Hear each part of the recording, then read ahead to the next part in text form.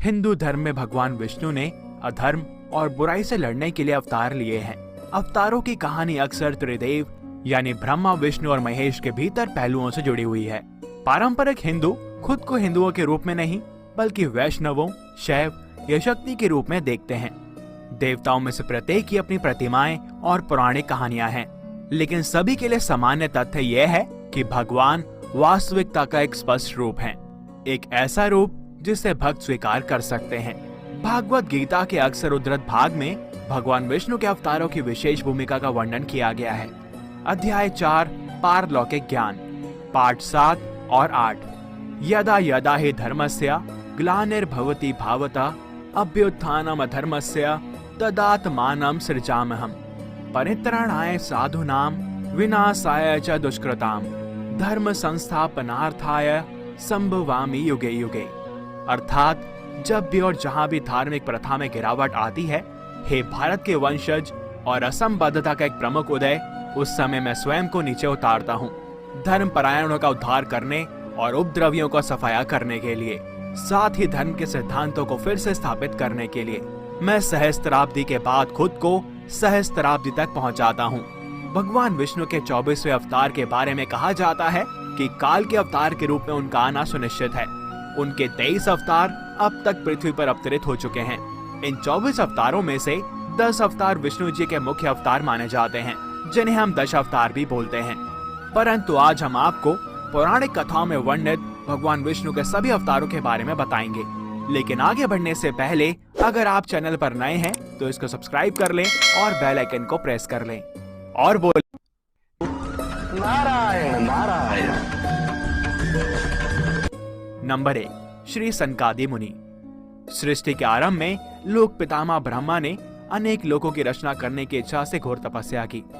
उनके तप से प्रसन्न होकर भगवान विष्णु ने तप अर्थ वाले सन नाम से युक्त होकर सनक, सनंदन, सनातन और सनत कुमार नाम के 4 मुनियों के रूप में अवतार लिया। ये चारों प्राकट्य काल से ही मोक्ष मार्ग परायण, ध्यान में तल्लीन रहने वाले, नित्य सिद्ध एवं नित्य विरक्त थे। ये भगवान विष्णु के सर्वप्रथम अवतार माने जाते हैं। नंबर 2, वराह अवतार। भगवान विष्णु ने दूसरा अवतार वराह के रूप में लिया था। वराह अवतार से जुड़ी कथा कुछ इस प्रकार है। पुरातन समय में दैत्य हिरण्याक्ष ने जब पृथ्वी को ले जाकर समुद्र में छिपा दिया, तब ब्रह्मा के नाक से भगवान विष्णु वराह के रूप में प्रकट हुए। भगवान विष्णु के इस रूप को देखकर सभी देवताओं व ऋषि मुनियों ने उनकी स्तुति की और सभी के आग्रह पर भगवान वराह ने पृथ्वी को ढूंढना प्रारंभ किया। अपनी थूथनी की सहायता से उन्होंने पृथ्वी का पता लगा लिया और समुद्र के अंदर जाकर अपने दांतों पर रखकर वे पृथ्वी को बाहर ले आए। जब हिरण्याक्ष दैत्य ने यह देखा तो उसने भगवान विष्णु के वराह रूप को युद्ध के लिए ललकारा और दोनों में भीषण युद्ध हुआ। अंत में भगवान वराह ने हिरण्याक्ष का वध कर दिया। इसके बाद भगवान वराह ने अपने खुरों से जल को स्तंभित कर उस पर पृथ्वी को स्थापित कर दिया। नंबर 3, नारद अवतार। धर्म ग्रंथों के अनुसार देवऋषि नारद भी भगवान विष्णु के ही अवतार हैं। शास्त्रों के अनुसार नारद मुनि ब्रह्मा के 7 मानस पुत्रों में से एक हैं। उन्होंने कठिन तपस्या से देवऋषि पद को प्राप्त किया है। वे भगवान विष्णु के अनन्य भक्तों में से एक माने जाते हैं। देवऋषि नारद धर्म के प्रचार तथा लोक कल्याण के लिए हमेशा प्रयत्नशील रहते हैं। शास्त्रों में देवऋषि नारद को भगवान का मन भी कहा गया है। श्रीमद् भागवत गीता के 10वें अध्याय के 26वें श्लोक में स्वयं भगवान श्री कृष्ण ने इनकी महत्वता को स्वीकार करते हुए कहा है, देव ऋषिणाम च नारदः, अर्थात देव ऋषियों में मैं नारद हूँ।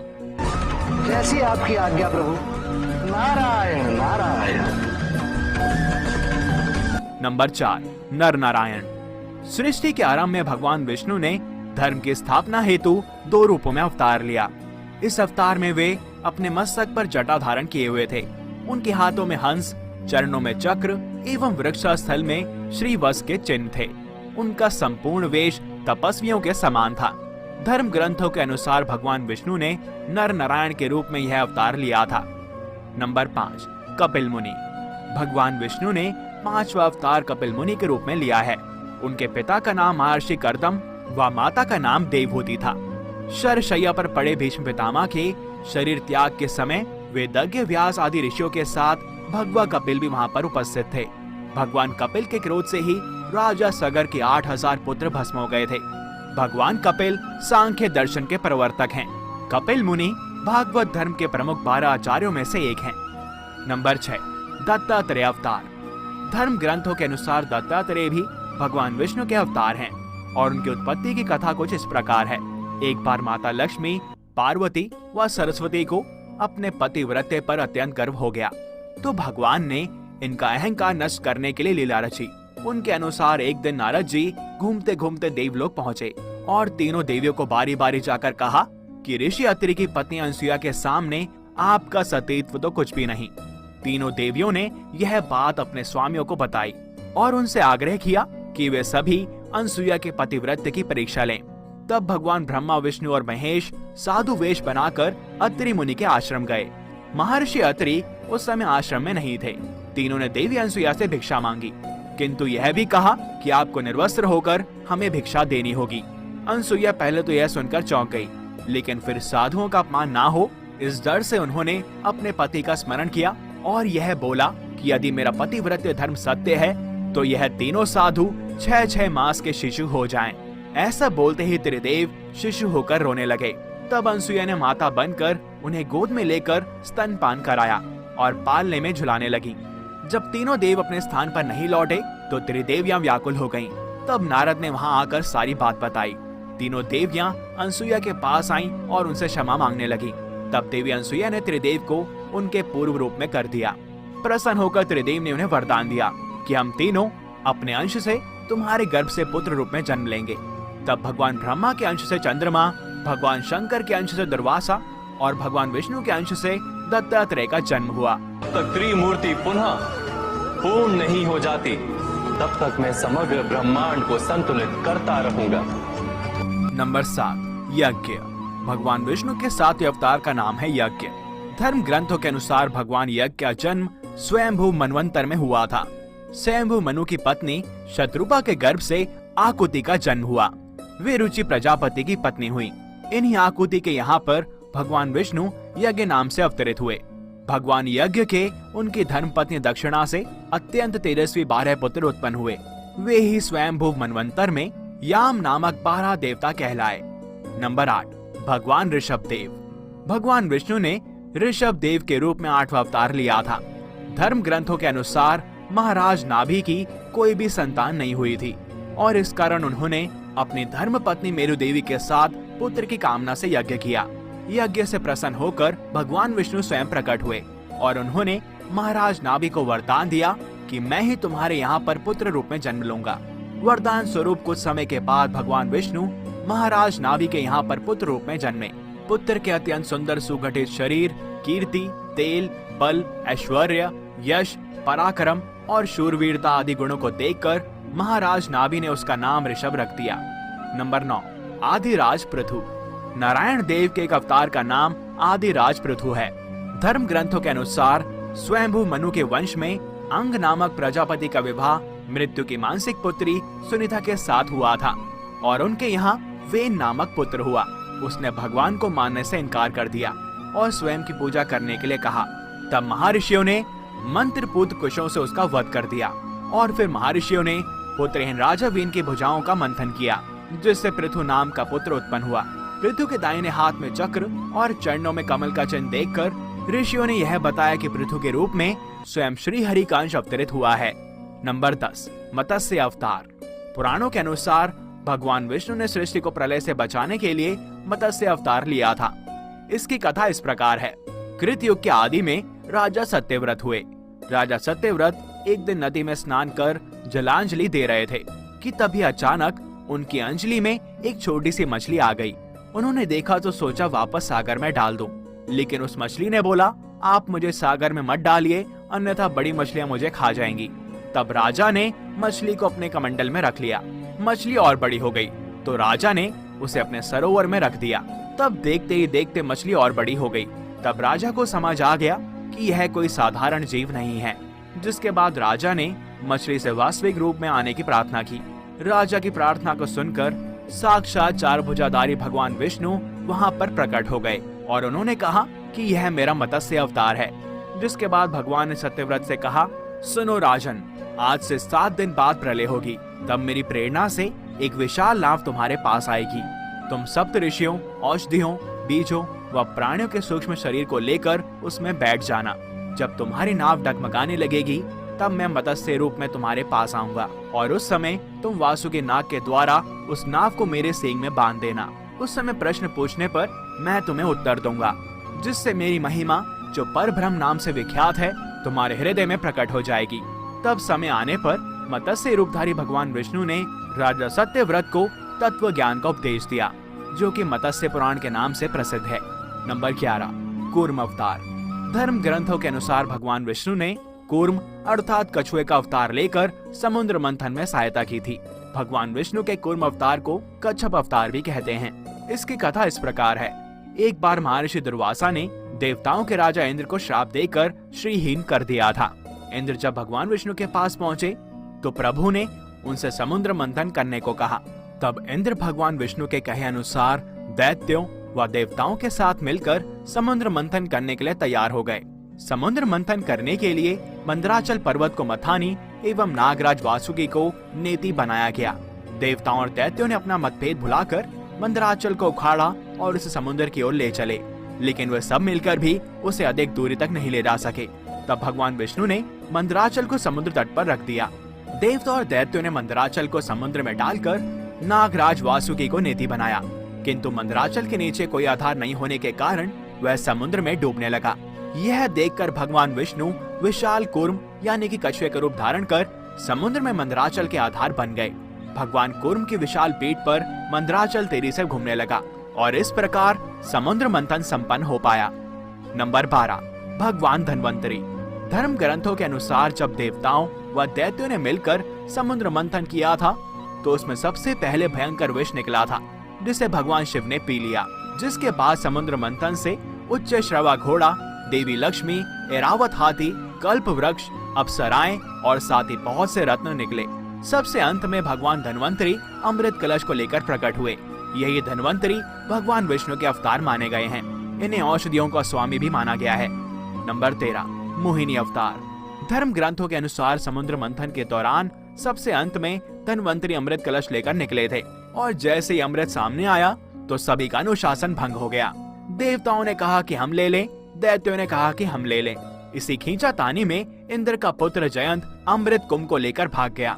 सारे दैत्य व देवता भी उसके पीछे पीछे भागने लगे। असुरों और देवताओं में भयंकर मारकाट मच गई।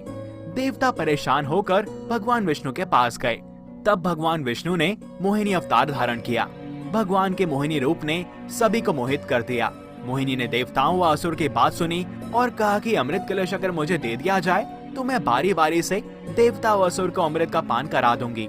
तो दोनों पक्ष मान जाते हैं। देवता एक तरफ तथा असुर दूसरी तरफ बैठ जाते हैं। फिर मोहिनी रूप धरे भगवान विष्णु ने मधुर गान गाते हुए तथा नृत्य करते हुए देवताओं व असुरों को अमृत पान कराना प्रारंभ किया।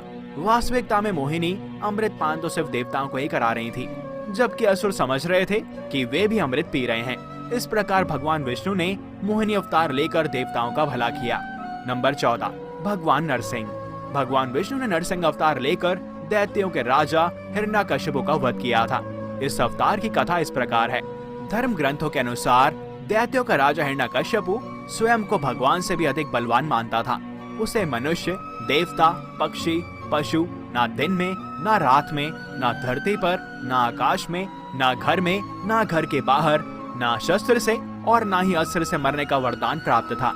उसके राज्य में जो भी भगवान विष्णु की पूजा करता था वह उसको दंड दिया करता था। उसके पुत्र का नाम प्रहलाद था और प्रहलाद बचपन से ही भगवान विष्णु का परम भक्त था। और यह बात जब हिरण्यकशिपु को पता चली तो वह बहुत क्रोधित हुआ और प्रहलाद को समझाने का प्रयास करने लगा। लेकिन फिर भी जब प्रहलाद नहीं माना तो हिरण्यकशिपु ने उसे मृत्युदंड दे दिया, परंतु हर बार भगवान विष्णु के चमत्कार से वह बच गया। हिरण्यकशिपु की बहन होलिका, जिसे अग्नि से ना जलने का वरदान प्राप्त था, वह प्रहलाद को गोद में लेकर धधकती हुई अग्नि में बैठ गई। तब भी भगवान विष्णु की कृपा से प्रहलाद बच गया और बदले में होलिका ही जल गई। जब हिरण्यकशिपु स्वयं प्रहलाद को मारने ही वाला था तब भगवान विष्णु नरसिंह का अवतार लेकर खंबे से प्रकट हो गए और उन्होंने अपने नाखूनों से हिरण्यकशिपु का वध कर दिया। आज मेरी टांग पर होगा तेरा नाश। भगवान विष्णु का नरसिंह अवतार। नंबर 15 वामन अवतार। सतयुग में प्रहलाद के पौत्र दैत्य राज बलि ने स्वर्गलोक पर अधिकार कर लिया था। सभी देवता इस विपत्ति से बचने के लिए भगवान विष्णु के पास गए। तब भगवान विष्णु ने कहा कि मैं स्वयं देव माता अदिति के गर्भ से उत्पन्न होकर तुम्हें स्वर्ग राज्य दिलाऊंगा। कुछ समय पश्चात भगवान विष्णु ने वामन अवतार ले लिया और फिर एक बार जब बलि महान यज्ञ कर रहा था तब भगवान वामन बलि की यज्ञशाला में चले गए। वामन को देखकर बलि ने उनसे दान मांगने को कहा तो वामन देव ने उनसे केवल 3 पग धरती ही दान में मांगी। राजा बलि के गुरु शुक्राचार्य भगवान की लीला समझ गए थे और उन्होंने बलि को दान देने से मना कर दिया, लेकिन बलि ने फिर भी भगवान वामन को 3 पग धरती दान देने का संकल्प ले लिया। भगवान वामन ने विशाल रूप धारण कर एक पग में धरती और दूसरे पग में स्वर्गलोक नाप लिया और जब तीसरा पग रखने के लिए कोई स्थान नहीं बचा था तो बलि ने भगवान वामन से अपने सिर पर पग रखने को कहा। बलि के सिर पर पग रखने से वह सुतल लोक पहुंच गया और बलि की दानवीरता को देखकर भगवान ने उसे सुतल लोक का स्वामी बना दिया। इस तरह भगवान वामन ने देवताओं की सहायता कर उन्हें स्वर्ग पुनः लौटाया। छोटे से पग से छोटे बड़े का अंतर मिटाया, सृष्टि को ये समझाया, प्रेम ही है जीवन का आधार। नंबर 16 है ग्रीव अवतार। धर्म ग्रंथों के अनुसार एक बार मधु और कैटम नाम के 2 शक्तिशाली राक्षस ब्रह्मदेव से वेदों को हरण कर रसातल में पहुंच गए। वेदों का हरण हो जाने से ब्रह्मा जी बहुत दुखी हुए और भगवान विष्णु के पास पहुँचे। तब भगवान विष्णु ने है ग्रीव अवतार धारण किया। इस अवतार में भगवान विष्णु की गर्दन और मुख घोड़े के समान थी। तब भगवान हैग्रीव रसातल में पहुँचे और मधु कैटभ का वध कर वेद पुनः भगवान ब्रह्मा को लौटा दिए। नंबर 17 श्री हरि अवतार। धर्म ग्रंथों के अनुसार प्राचीन समय में त्रिकूट नामक पर्वत की तराई में एक शक्तिशाली गजेंद्र अपनी हथनियों के साथ रहता था। एक बार वह अपनी हथनियों के साथ तालाब में स्नान करने गया। वहाँ एक मगरमच्छ ने उसका पैर पकड़ लिया और पानी के अंदर खींचने लगा। गजेंद्र और मगरमच्छ के बीच का यह संघर्ष 1000 साल तक चलता रहा। अंत में गजेंद्र शिथिल पड़ गया और उसने भगवान श्री हरि का ध्यान दिया। गजेंद्र की स्तुति सुनकर भगवान श्री हरि प्रकट हुए और उन्होंने अपने चक्र से मगरमच्छ का वध कर दिया। भगवान श्री हरि ने गजेंद्र का उद्धार कर उसे अपना पार्षद बना लिया। नंबर 18 परशुराम अवतार। हिंदू धर्म ग्रंथों के अनुसार परशुराम भगवान विष्णु के प्रमुख अवतारों में से एक थे। भगवान परशुराम के जन्म से संबंध में 2 कथाएं प्रचलित हैं। हरिवंश पुराण के अनुसार उनमें से एक कथा इस प्रकार है। प्राचीन समय में महिष्मती नगरी पर शक्तिशाली है वंश क्षत्रिय सहस्त्रबाहु का शासन था। वह बहुत अभिमानी था और अत्याचारी भी। एक बार अग्निदेव ने उससे भोजन कराने का आग्रह किया। तब सहस्त्रबाहु ने घमंड में आकर उनसे कहा कि आप जहाँ से चाहें भोजन प्राप्त कर सकते हैं, सभी ओर मेरा ही राज है। तब अग्निदेव ने वनों को जलाना शुरू कर दिया। एक वन में ऋषि आपव तपस्या कर रहे थे और अग्नि ने उनके आश्रम को भी जला डाला। इससे क्रोधित होकर ऋषि ने सहस्त्रबाहु को श्राप दिया कि भगवान विष्णु परशुराम के रूप में जन्म लेंगे और न सिर्फ सहस्त्रबाहु का बल्कि समस्त क्षत्रियों का सर्वनाश कर देंगे। और इस प्रकार भगवान विष्णु ने महर्षि जमदग्नि के 5वें पुत्र के रूप में जन्म लिया। नंबर 19 महर्षि वेदव्यास। पुराणों में महर्षि वेदव्यास को भी भगवान विष्णु का ही अंश माना गया है। भगवान व्यास नारायण के कला अवतार थे। वे महाज्ञानी महर्षि पराशर के पुत्र रूप में प्रकट हुए थे। उनका जन्म केवर्त राज की पौष्य पुत्री सत्यवती के गर्भ से यमुना के द्वीप पर हुआ था। उनके शरीर का रंग काला था और इसीलिए उनका नाम कृष्ण द्वैपायन भी था। और इन्होंने ही मनुष्यों की आयु और शक्ति को देखते हुए वेदों के विभाग किए, इसलिए इन्हें वेद व्यास भी कहा जाता है। महर्षि वेद व्यास जी ने ही महाभारत ग्रंथ की रचना भी की। नंबर 20 हंस अवतार। एक बार भगवान ब्रह्मा अपनी सभा में बैठे हुए थे। तभी वहाँ पर उनके मानस पुत्र सनकादि आ पहुँचे और भगवान ब्रह्मा से मनुष्य के मोक्ष के संबंध में चर्चा करने लगे। तभी वहाँ भगवान विष्णु महाहंस के रूप में प्रकट हुए और उन्होंने सनकादि मुनियों के संदेह का निवारण किया। और इसके बाद सभी ने भगवान हंस की पूजा की और फिर वहाँ से महाहंस रूपधारी श्री भगवान अदृश्य होकर अपने पवित्र धाम पर चले गए। नंबर 21 श्री राम अवतार। त्रेता युग में राक्षस राज रावण का बहुत आतंक था। उससे देवता भी डरते थे। उसके वध के लिए भगवान विष्णु ने राजा दशरथ के यहाँ पर माता कौशल्या के गर्भ से पुत्र रूप में जन्म लिया। इस अवतार में भगवान विष्णु ने अनेक राक्षसों का वध किया और मर्यादा का पालन करते हुए अपना जीवन यापन किया। पिता के कहने पर वनवास गए और वनवास भोगते समय राक्षस राज रावण उनकी पत्नी सीता को हरण कर लेता है और माता सीता की खोज में प्रभु श्री राम लंका जाते हैं और वहाँ पर भगवान श्री राम और रावण का महायुद्ध होता है, जिसमें रावण मारा जाता है। और इस प्रकार भगवान विष्णु ने राम अवतार लेकर देवताओं को भयमुक्त किया था।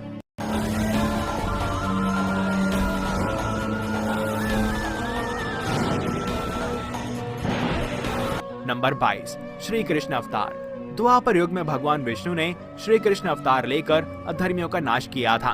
भगवान श्री कृष्ण का जन्म कारागार में हुआ था। इनके पिता का नाम वासुदेव और माता का नाम देवकी था। श्री हरि विष्णु ने इस अवतार में अनेकों चमत्कार किए और दुष्टों का सर्वनाश किया। कंस का वध भी भगवान श्री कृष्ण ने ही किया था और महाभारत के युद्ध में वे अर्जुन के सारथी बने थे और दुनिया को गीता का ज्ञान दिया था। धर्मराज युधिष्ठिर को राजा बनाकर धर्म की स्थापना की। भगवान विष्णु का यह अवतार सभी अवतारों में सबसे श्रेष्ठ माना जाता है। और यदि कृष्ण पर हो तो कृष्ण मुस्कुराता है, पर आज यदि राधा पर कृष्ण रुद्र हो जाता है। नंबर 23, बुद्ध अवतार। धर्म ग्रंथों के अनुसार बौद्ध धर्म के प्रवर्तक गौतम बुद्ध भी भगवान विष्णु के ही अवतार थे और पुराणों में वर्णित भगवान बुद्ध का जन्म गया के समीप कीकट में हुआ बताया गया है। उनके पिता का नाम अजन बताया गया है और यह प्रसंग पुराण वर्णित बुद्ध अवतार का ही है। एक समय दैत्यों की शक्ति बहुत बढ़ गई थी। देवता भी उनके भय से भागने लगे। राज्य की कामना से दैत्यों ने देवराज इंद्र से पूछा कि हमारा साम्राज्य स्थिर रहे, इसका उपाय क्या है। तब इंद्र ने शुद्ध भाव से बताया कि सुस्थिर शासन के लिए यज्ञ एवं वेद विहित आचरण आवश्यक है। तब दैत्य वैदिक आचरण एवं महायज्ञ करने लगे, जिससे उनकी शक्ति और बढ़ने लगी। तब सभी देवता भगवान विष्णु के पास गए और फिर भगवान विष्णु ने देवताओं के हित के लिए बुद्ध का रूप धारण किया। उनके हाथ में मार्जनी थी और वे मार्ग को बुहारते हुए चलते थे और इस प्रकार भगवान बुद्ध दैत्यों के पास पहुँचे और उन्हें उपदेश दिया कि यज्ञ करना पाप है। यज्ञ से जीव हिंसा होती है। यज्ञ की अग्नि से कितने ही प्राणी भस्म हो जाते हैं। भगवान बुद्ध के उपदेशों से दैत्य प्रभावित हुए। उन्होंने यज्ञ व वैदिक आचरण करना छोड़ दिया। इसके कारण उनकी शक्ति कम होने लगी और देवताओं ने उन पर हमला कर अपना राज्य पुनः प्राप्त कर लिया। नंबर 24, कल की अवतार। धर्म ग्रंथों के अनुसार कलयुग में भगवान विष्णु कल की रूप में अवतरित होंगे। कल के अवतार कलयुग व सतयुग के संधि काल में होगा। यह अवतार 64 कलाओं से युक्त होगा। पुराणों के अनुसार उत्तर प्रदेश के मुरादाबाद जिले में शंबल नामक स्थान पर विष्णु यशा नामक तपस्वी ब्राह्मण के घर भगवान कल की पुत्र रूप में जन्म लेंगे और भगवान कल की देवदत्त नामक घोड़े पर सवार होकर संसार से पापियों का विनाश करेंगे और धर्म की पुनः स्थापना करेंगे। कलयुग के अंतिम चरण में इनका जन्म होगा। श्रीमद् भागवत की गणना के अनुसार यह आज से लगभग 450 वर्ष पश्चात होगा। तो ये थे भगवान विष्णु के 24 अवतार। तो